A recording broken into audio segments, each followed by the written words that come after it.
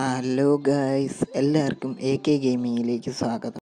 ഇതിന് മുമ്പിട്ടിരുന്ന ഷോർട്സിൽ ഞാൻ പറഞ്ഞിരുന്നു 4 ഹെഡ് ഷോട്ട് ട്രിക്കുകൾ നിങ്ങൾക്ക് പരിചയപ്പെടുത്തുമെന്ന്. അതിൻ്റെ ഫുൾ വീഡിയോ ആണ് ഈ ചാനലിൽ ഇപ്പോൾ വരുന്നത്.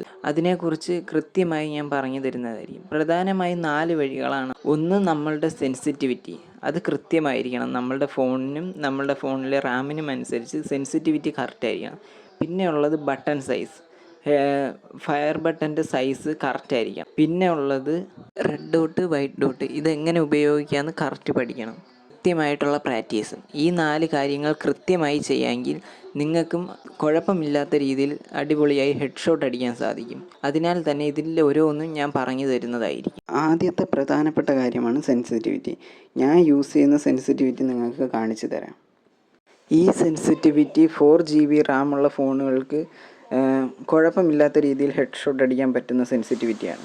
പിന്നെ വരുന്നത് ഫയർ ബട്ടൻ്റെ സൈസാണ്. അത് കൃത്യമായിരിക്കണം. ഫയർ ബട്ടൺ ഏകദേശം 40 മുതൽ 50 വരെ ഇടയിൽ വെക്കാവുന്നതാണ് ഫയർ ബട്ടൻ്റെ സൈസ്. അത് കൃത്യമായിരുന്നാലും നിങ്ങൾക്ക് ഒരുവിധം കുഴപ്പമില്ലാത്ത രീതിയിൽ ഹെഡ് ഷോട്ട് അടിക്കാൻ സാധിക്കും.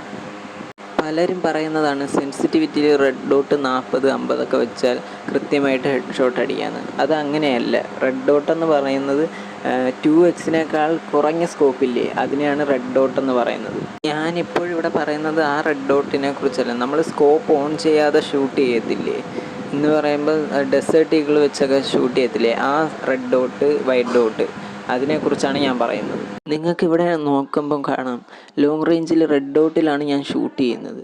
റെഡ് ഡോട്ട് വെച്ചിട്ട് മേലോട്ട് ഡ്രാഗ് ചെയ്ത് ഷൂട്ട് ചെയ്യുകയാണ് ഞാൻ ചെയ്യുന്നത്. അതായി വരുന്നത് ലോങ് റേഞ്ചും അല്ല, ഷോർട്ട് റേഞ്ചും അല്ല, മിഡ് റേഞ്ച്.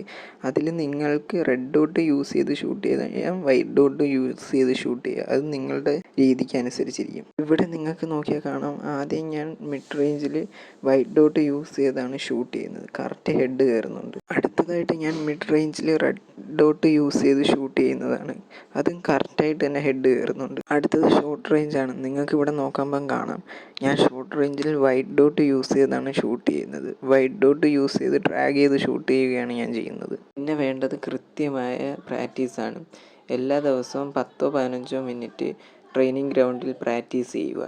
അത് കൃത്യമായി നിങ്ങൾക്ക് ഹെഡ് ഷോട്ട് അടിക്കാൻ നിങ്ങൾക്ക് സാധിക്കും. അതിനോടൊപ്പം തന്നെ നിങ്ങൾ ദയവായി ചാനൽ സബ്സ്ക്രൈബ് ചെയ്യുക. നമ്മളുടെ ചാനലിൽ ഭൂരിഭാഗം 99% സബ്സ്ക്രൈബ് ചെയ്യാതെയാണ് വീഡിയോകൾ കാണുന്നത്. അതിനാൽ ദയവായി തന്നെ ചാനൽ സബ്സ്ക്രൈബ് ചെയ്യുക. പുതിയൊരു വീഡിയോയുമായി വരുന്നത് വരെ എല്ലാവർക്കും ബൈ.